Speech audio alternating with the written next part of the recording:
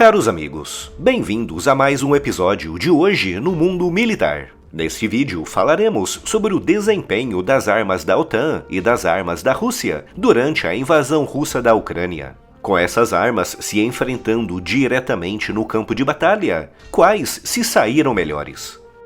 A bota Highlander é 100% nacional, produzida em couro Nobuki com muito maior durabilidade e maciez. O seu solado antiderrapante e antiperfurante é feito de Kevlar e costurado direto no cabedal, garantindo maior resistência. O seu forro regula a umidade e a temperatura, permitindo uma evaporação rápida. A bota Tabel é o calçado ideal para você que busca durabilidade, conforto e maciez em seu coturno. O link da loja e o cupom exclusivo de desconto estão aqui na descrição. Imediatamente após o fim da Segunda Guerra Mundial, a União Soviética de Stalin passou de grande e importante aliado na derrota da Alemanha nazista para um poderoso adversário do bloco ocidental, liderado pelos Estados Unidos. Essa rivalidade se oficializou em 1949 com a criação da OTAN, uma aliança militar criada com o claro propósito de fazer frente ao gigantesco exército soviético, que naquela época era maior do que a soma de todos os exércitos da Europa Ocidental. Essa rivalidade deu origem à chamada Guerra Fria, um período marcado por fortes e terríveis confrontos indiretos entre o bloco capitalista e o bloco comunista, resultando em guerras devastadoras em diversos países africanos e também na Coreia, Vietnã e Afeganistão. Durante a Guerra Fria, ao longo de mais de 40 anos, cada arma projetada, desenvolvida e construída por um dos lados era feita especificamente para enfrentar armas desenvolvidas pelo outro lado. Se os Estados Unidos desenvolviam um avião espião capaz de voar a mais de 20 mil metros, então os soviéticos desenvolviam um míssil antiaéreo capaz de atingir alvos a mais de 20 mil metros. E se os soviéticos desenvolviam um blindado revolucionário, então os Estados Unidos desenvolviam mísseis capazes de destruir esse blindado a vários quilômetros de distância. E assim, ao longo de mais de 4 décadas, as duas superpotências orbitaram-se na corrida armamentista, com cada lado reagindo aos avanços do outro lado com ainda mais inovações na área. Nas várias guerras por procuração que assolaram o mundo nesse período, essas armas foram colocadas em campo, mostrando, em geral, um grande equilíbrio em termos de performance. Ou seja, no campo de batalha, as armas soviéticas e as armas da OTAN eram, em geral, equivalentes. Isso só começou a mudar na segunda metade dos anos 80, durante a invasão soviética do Afeganistão, com os Estados Unidos enviando para os afegãos milhares de mísseis antiaéreos portáteis Stinger. O Stinger provou ser tão avançado e eficiente contra a aviação soviética que essa pequena arma desequilibrou a balança da guerra, dando aos afegãos uma pequena vantagem que foi explorada em ataques de guerrilha nas montanhas que resultaram na expulsão das forças soviéticas do país, com as pesadas perdas naquela guerra contribuindo ativamente para acelerar o colapso da União Soviética.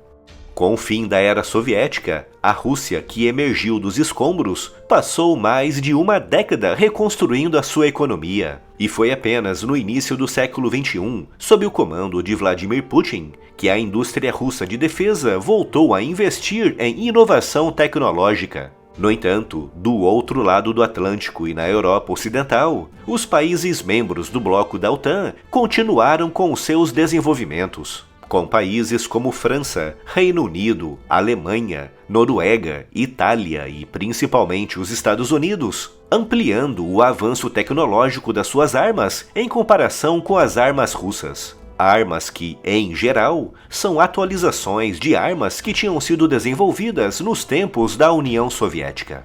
E foram essas as armas que Vladimir Putin lançou contra a Ucrânia no dia 24 de fevereiro de 2022, um país que, naquela época, não passava de uma espécie de mini-Rússia em termos militares, ou seja, um país armado essencialmente com armas e veículos dos tempos soviéticos, com alguns modernizados e outros desenvolvidos com base em um arsenal mais antigo.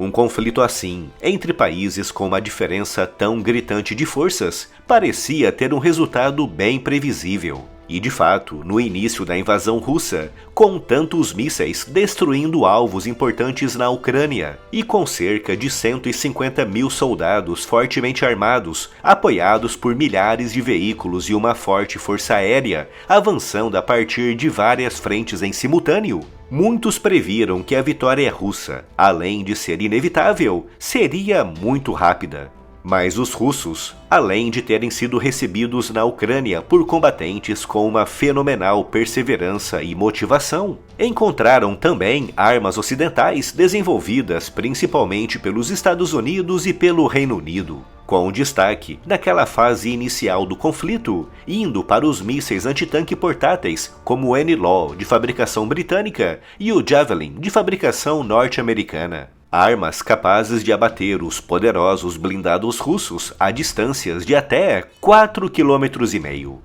Com o passar do tempo, os ucranianos foram recebendo sistemas cada vez mais avançados do Ocidente, como defesas antiaéreas norte-americanas e alemãs, obuseiros rebocados e autopropulsados como o M777 e o Caesar de fabricação francesa, drones de observação e ataque, e armas autenticamente revolucionárias como o HIMARS, um lançador múltiplo de foguetes capaz de atingir alvos entre os 80 e os 90 km com uma precisão de menos de 3 metros.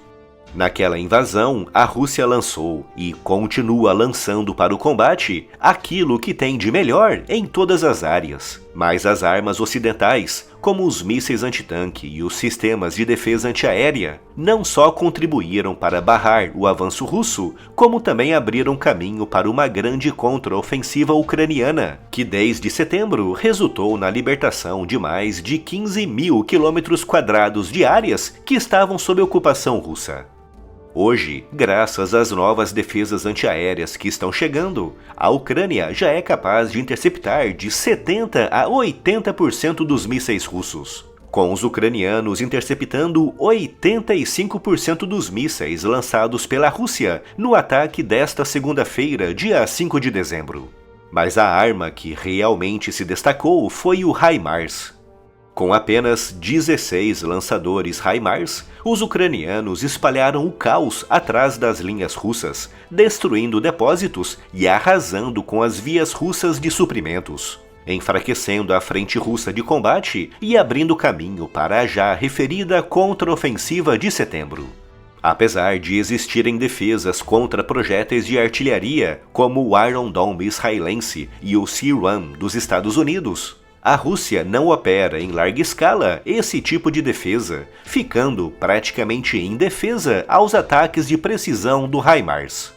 A invasão russa da Ucrânia provou claramente que os Estados Unidos e alguns membros da OTAN não diminuíram os seus ritmos de desenvolvimento tecnológico, mesmo após o colapso da União Soviética em 1991. Armas que, quando usadas de forma correta e inteligente por soldados destemidos e determinados em se defender de uma invasão estrangeira, estão provando ser superiores à maior parte das armas lançadas pela Rússia na sua invasão. Não param de chegar novidades à loja do canal. Se você procura aquele presente bem legal com o tema do militarismo, a loja do canal é o lugar certo para você. O link da loja está aqui na descrição.